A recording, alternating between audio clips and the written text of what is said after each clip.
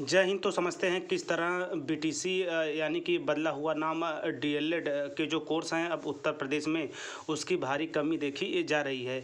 ऐसे में भी कुछ दिन पहले ही मैंने आप लोगों के साथ एक अपडेट साझा किया था कि तमाम ऐसे बीटीसी या डीएलएड कॉलेज हैं जो अपनी मान्यता वापसी के संबंध में सरकार से गुहार भी लगा रहे हैं। ऐसे में बीएड को प्राथमिक में भर्ती किए जाने के बाद कहीं न कहीं पूरे उत्तर प्रदेश में बीटीसी या डीएलएड का जो क्रेज है वो कम हुआ है।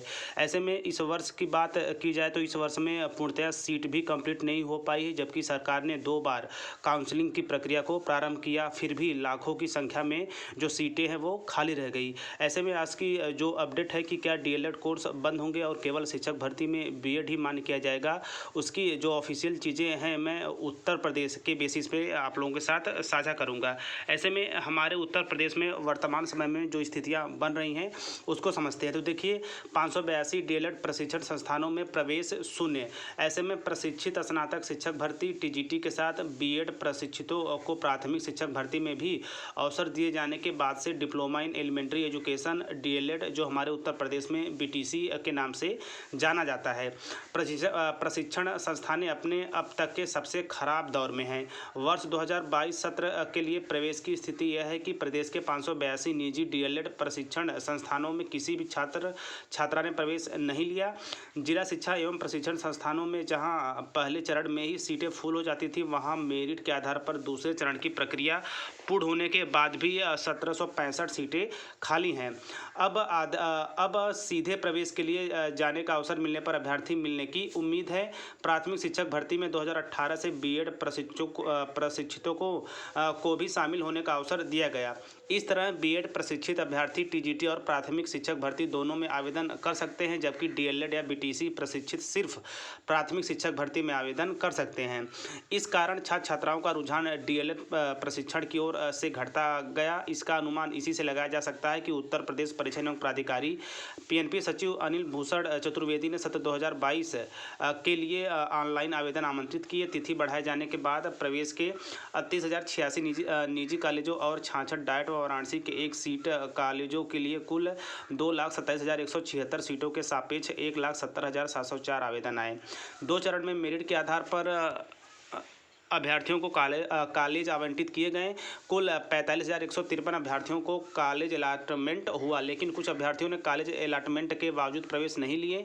इसके पूर्व 26 निजी प्रशिक्षण संस्थान मान्यता वापस लिए जाने के अनुरोध के साथ नया प्रवेश न लेने की पत्र भेज चुके हैं।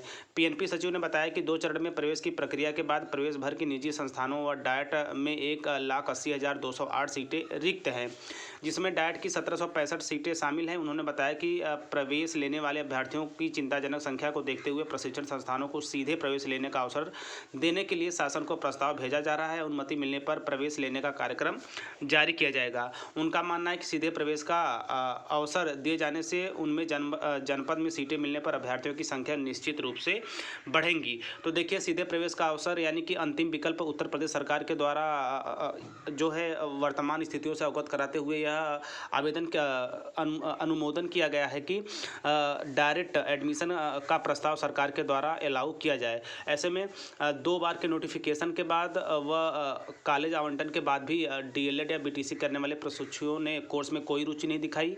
इसके बाद कॉलेजों के द्वारा अंतिम विकल्प के रूप में डायरेक्ट एडमिशन या यूँ कहा जाए कि अंतिम बिना किसी फॉर्म के आवेदन पर भी सरकार के द्वारा प्रस्ताव पे मुहर का इंतजार है। ऐसे में आई थिंक सब चीज़ों को देखते हुए भी अगर डायरेक्ट एडमिशन्स होते हैं तो भी यहाँ पे एडमिशन फुल हो पाना मुश्किल है।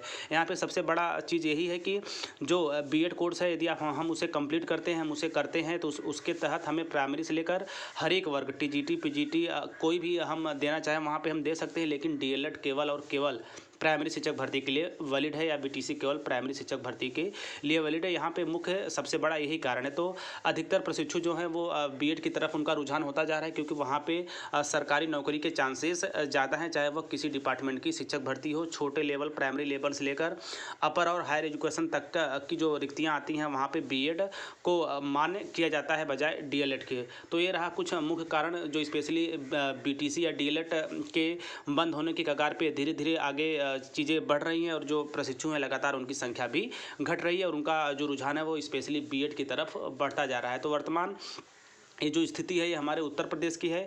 तो अंतिम जो निर्णय है वो डायरेक्ट एडमिशन का है, उसे भी लेकर देखते हैं प्रशिक्षु क्या अपनी रुचि दिखाते हैं।